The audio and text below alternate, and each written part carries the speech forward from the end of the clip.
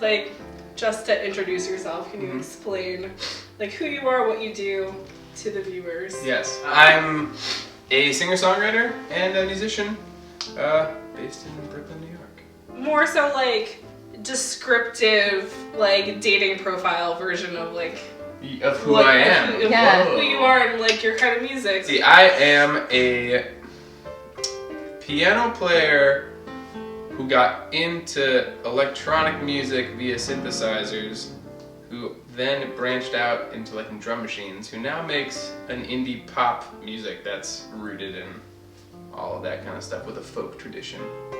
Isn't that so much better than just Way saying... better. I'm not even sure how good that was. We can superimpose one of those like History Channel timelines. I was doing one of these things in my leg. I was like, it's kind of like, you know, it's weird because if I need to like describe my sound to people, I'm so visual with it in terms of how I like to think of myself that it's like, I don't know. If you want to hear, if the music is sort of like, if you're in like a lofted apartment with a bunch of plants in there, and then like a couple of like old keyboards, and then like a huge pot of coffee over there, and then and that's it. And that's and like a couple of big speakers and a microphone. That's kind of like what it is. And everyone's on big beanbag chairs.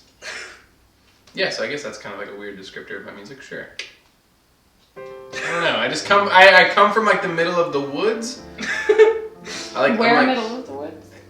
Like I mean, literally like like in a cabin or like... No, like I come from like my family. Like I grew up in like super like rural Connecticut. Okay. So it's like a lot of inspiration that I draw from and stuff is like all very like nature based. Just because I grew up all around that stuff. It was funny kind of coming here. We're just diving right in, aren't we? Yeah. And kind of coming here, kind of learning a lot about production and like, you know, you can't fit an entire orchestra in an apartment. You can fit like a synthesizer and drum machines and stuff, and that's kind of like where a lot of my solo music kind of branched out from. So yeah. So you picked up the electronic stuff just because you had to figure out how to do your stuff in kind of in a way. I mean, like I definitely when I went to school at SUNY Purchase in Westchester, and like, you know, it's a music conservatory, so like when you're there, it's like you have like everything at your fingertips in terms of like, I need like a violinist, like hello, like right there, let me grab you. And then like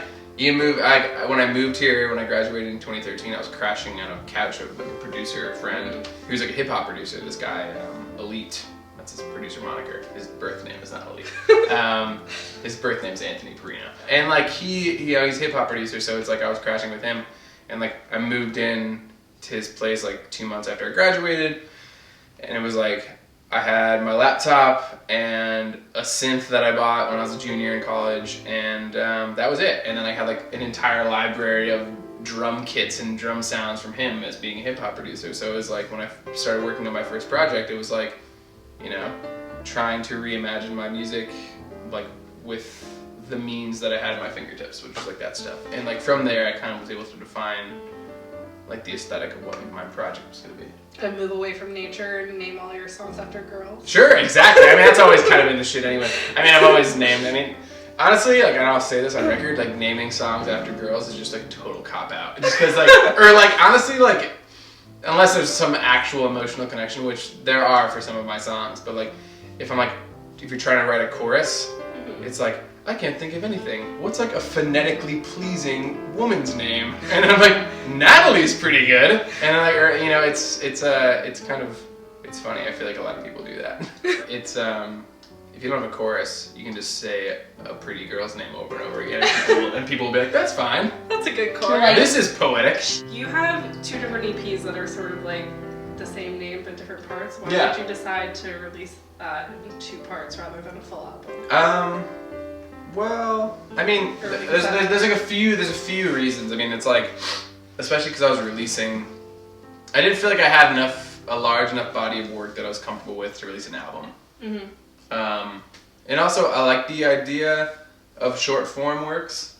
Like, I'm obsessed with like short stories and stuff, and I feel like pop songs are a lot like that. Cause like I carried a copy of 9 Stories, that J.D. Salinger book with me for like forever, just because I feel like it's like, yeah, you have to like condense stuff like so much, and it's like it can still be so potent. But originally, Hourglass Switchboard was like a full-length like project, and like we listened to it a bunch, and we mixed it all together and tinkered with it, and it was just, and this is Anthony and I I'm talking about, and just kind of determined it worked better as like a short form project, and like it went through so many variations before we put it out. It was like I want to say we paired probably like every combination you can think of songs together for a project until we actually determined what would work. So it was like each version, like, because you said you like worked on pairing them, is like each version like a different sort of story, or like? In a way, I mean, kind of the entire like set kind of have like an overarching aesthetic and narrative idea behind them,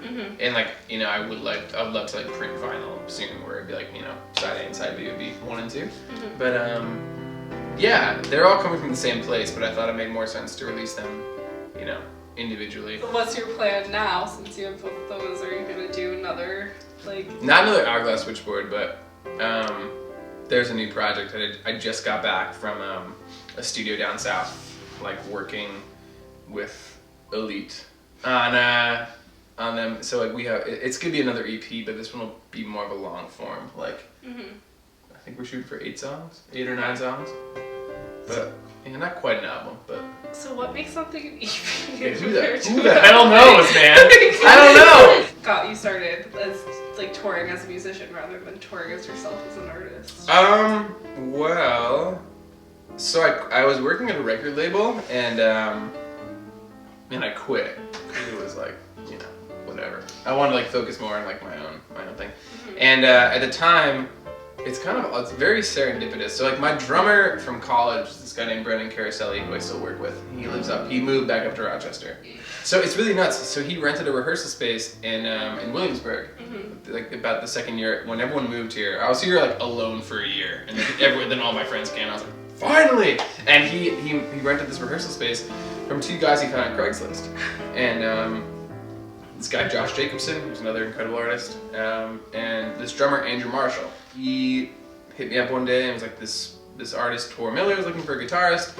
You know, I suggested you would be down, and I was like, as long as it doesn't interfere with my own stuff, then sure. And then like I met Tor's the man, met his whole band, and then you know, we went on tour, and it was funny because like, you know, he said it was echoing in my head like, as long as it doesn't interfere with my own stuff, Andrew. And then like his management was like, we're going on tour forever, and like, you know, and I was like, God damn it, man. And it was like, and like I love playing with Tor, but it's like, you know, it's nerve-wracking when you're trying to work in your own stuff and you're trying to like set aside things. So as like a solo artist, do you feel like you need to utilize social media more than others, or like what's your take on it? Yes and no. I mean, I just try to post cool stuff. I mean, I don't really like feel like I have like a schedule where I'm like post on social media. But I mean, like I try to keep people interested.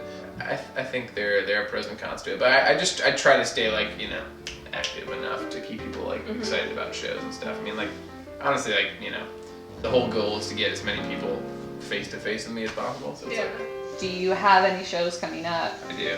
Yes. There you go. Do you want to promo them? Pitch yourself to the world? March 6th at John Pedro in Brooklyn. Yeah. March 17th at St. Patrick's Day? That's dangerous. Wait, no, is it? No, it's March 18th. It's the day after. March 18th at Gold Sounds in Bushwick, and then March 31st at Pianos we're headlining. So.